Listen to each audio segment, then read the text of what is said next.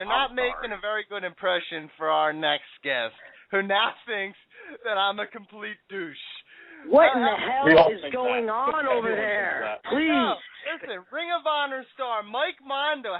Before they fucking make me look like a complete idiot, how you doing, brother? Boom! I am doing fantastic, brother. How are you guys doing? That's the question, because it seems like a lot of commotion going on in there. Did I interrupt some type of, little fight going on over there, or what's the deal? That's what we what's do. The deal? It's literally, we bicker like an old married couple. Yeah, you guys like to bust each other's balls. I get it. I've been there. I have those people too. That's exactly. I'm sure you do. But listen, let me get this out of the way because I want to talk about this first. You're fighting Davey Richards, right? June 15th. Yes, sir. Dude, how excited that? Listen, we've had Michael Elgin on here. We've had Adam Cole. We're pretty much making our rounds of all the Rookie of the Year kind of candidates for Breakout Star. Are you gonna be the next one to get the Ring Rust Radio rub and become a big time star? I have I wouldn't say 100%. I would say 150% confidence that indeed Mike Mondo is going to be the next breakout star in Ring of Honor. I mean, if you just look at my history from the span of when I've gotten here, I think I came in around December full time, and now we are in June, and I think I've made quite an uphill impact, so to speak, since then. And I think I've caught a lot of people's attention. I don't think people really recognize what I can really do in the ring as far as my past goes. But now that they're getting the opportunity, thanks to Ring of Honor giving me the platform to do so, I think they're really starting to say, hey, well, you know what, Mike Mondo knows a hold or two. Well, guess what? Mike Mondo knows a zillion holds or two. And, being breakout superstar of the year would be quite the honor, no pun intended. But I absolutely think that I'm absolutely capable of catching that award. And I hope I do. I hope I do. I eat, breathe, and sleep this business. And you know what? It would be really a pleasure to get that. And I hope that happens indeed. Well, listen, Davey Richards is the one who did it against Adam Cole. They had their huge match, which really got him on the map, and Adam Cole came on here a little bit before that. Michael Elgin was on the week before Showdown in the Sun, where he had his 5-star match.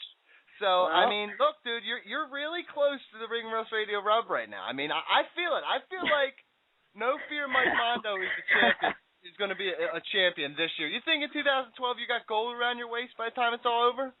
I really do think so, man. Since signing that dotted line in December, I have nothing but one goal in mind, and that is to impress those that need to be impressed, and of course, for my own personal reasons, to be the Ring of Honor World Heavyweight Champion. And I got nothing but great things to say about Davey Richards. I mean, I look at Davey Richards as a standard in Ring of Honor. I mean, that guy, every time he gets in the ring with anybody, he always has just that match. He pushes their opponents to the farthest and brings out the best of them. And because of that, those individuals have gone on and become better from being in the ring with Davey. So I think, a few people that are talking to me about it, it's like, oh, you're after Dave, that'll be a freaking sick match. Because, I mean, they know what I can do for people that saw me here. But I don't think Ring of Honor has really fully seen what I can do. And I think having a match with Davey is going to allow me the opportunity to really showcase what I can do. And, given the right circumstances, because I don't know what time it's going to be and everything like that, there's no doubt that not only are we going to tear that house down, but I think we're going to set that place on fire. So if there's one match that, I know I'm going to be ready and show up 110% physically, mentally, wrestling ability-wise, that's going to be the match, because I want to, Davey always has the opportunity to push other people. I want to be able to hopefully push Davey, and I really want Davey to push me, because that's how you always get better, is when you get in the ring with people that push each other. And if we push each other, that's only going to make the match just how much better, and I'm sure the fans will not leave Charlestown on the 15th, which is only a couple weeks away at the Charlestown Civic Center. They won't leave disappointed, which, by the way, bell time's at 7:30. You can always get your tickets at the door, and they start at $15. So it'll be every dollar worth that match, I can guarantee. Yeah, that whole card's awesome. That's an impressive card. Brandon Gallon, go ahead. Yeah, Mike, when you were in WWE, you guys are kind of thrown into the fire, so to speak, with in a program with Vince McMahon, Triple H, and Shawn Michaels. What kind of pressure was that like coming up and being thrown into that, and what type of advice or guidance did those three guys give to you? With about the three guys, you're talking about Vince, Shane, and who was the other one? Triple H and Shawn Michaels. Triple H. Oh, Shawn Michaels, those guys, yeah. Honestly, man, it really wasn't a big deal to me because, I mean, granted, I was a lot younger at the time. I was 23 years old. I'm 29 now. Ugh. Anyway. But, you know, I always felt over-prepared, and I always felt like I belonged there. You know, I mean, if I told you my schedule prior to getting signed with WWE, you guys probably wouldn't believe me because, I mean, I've taught so many classes in OVW, from the beginner's classes to the intermediate classes to helping out with RIP.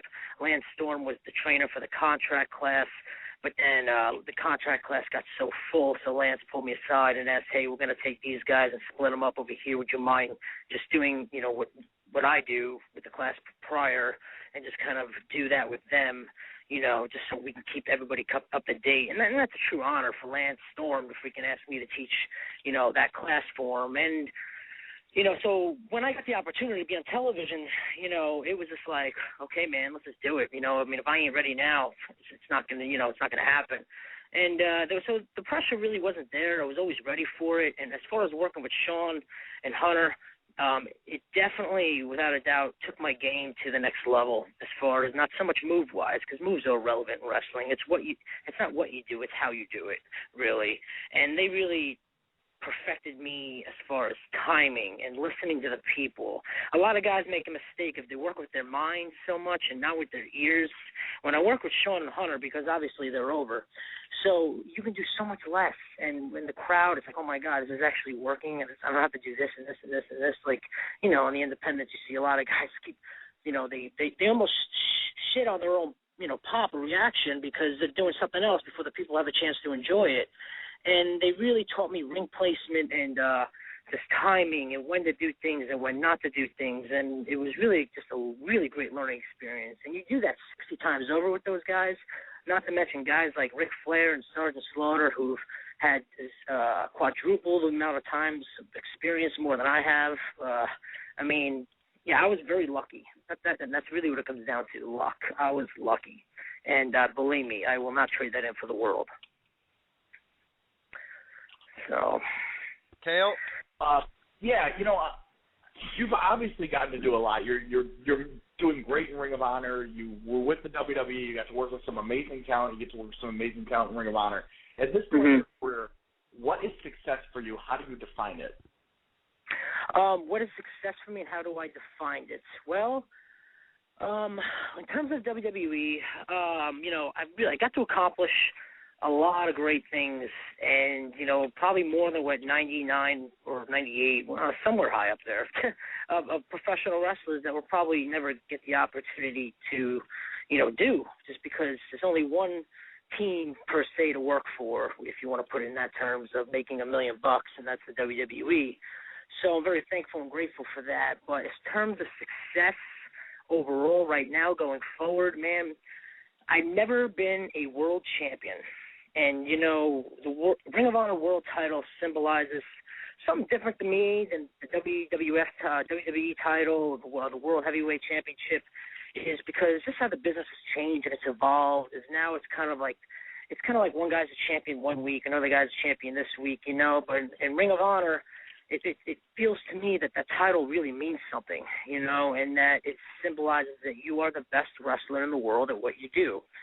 And, you know, it's not just passed around like a lollipop, so to speak. It's, you know, I guess what I'm trying to say. So to be a world champion there would definitely solidify myself as, wow, okay, you know, I finally did everything that nobody thought I could ever do in the past. And that was even just becoming a professional wrestler in general. But now to be a world champion, you know, on a main stage where if you ask a wrestling fan, you know, everyone's heard of Ring of Honor, you know. They got the greatest athletes. I mean, the innovation that they do is just incredible, and the athleticism is amazing. And we have all the tools, you know, to really break out and branch out and be a big company, you know. And there's no reason why we can't, you know. And like the only thing I could think of why we couldn't is because of obviously the one main thing, and that's where the economy is, and that's money in the budget. But hopefully we can overcome that, and we can branch out and give the wrestling fans what they've been dying to see, because I know that there's a crop or a huge crop of fans out there that want to see wrestling, you know, and I know that's the reason why I wanted to be a wrestler. And, you know, I just think overall in terms, if I can just be the guy, the top guy in Ring of Honor, and just make just a much bigger name for myself, not as a group like I did in the past, but individually, and I can make a solid living where I can support a family in the wrestling business, that is when I say, okay, that's success to me, you know, and I don't have to do anything else but wrestle. That's my ultimate goal. I want to make a living in the wrestling business full time. That's where success would hit its peak. That's a great point. Mike Chiari?